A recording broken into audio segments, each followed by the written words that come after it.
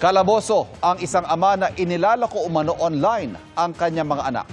Nangingikil din daw ang suspect sa pinagbebentahan niya ng malalaswang video.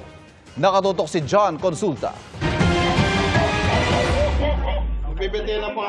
Sa bisa ng search warrant, pinasok ng mga tauhan ng National Bureau of Investigation NCR ang bahay na ito sa Zambales. Pareho kang nagawa ng hindi maganda, ha? Arestado ang padre de pamilya na sangkot umano sa bentahan online ng manalaswang video ng kanyang mga anak. Ayon sa NBI, bukod sa paglalako ng kanyang anak online para sa live shows at online sexual exploitation, may iba pang modus ang suspect. Meron siyang extortion activity na tinatawag after that. Meron akong forwarded porn material sa iyo.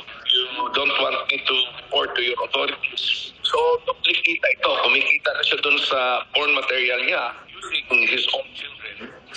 And then, kumikita pa siya dun sa extortion. Sinagip ng NBI sa bahay ng suspect ang tatlo niyang minor na anak, asawa at kapatid ng kanyang asawa na minor de edad din.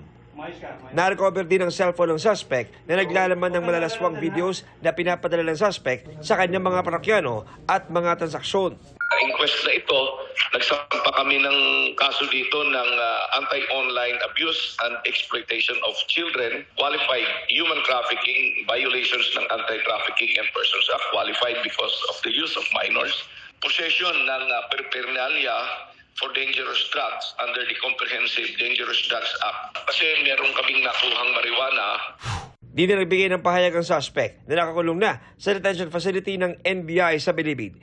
Para sa GMA Integrated News, John Consulta, nakatutok, 24 oras.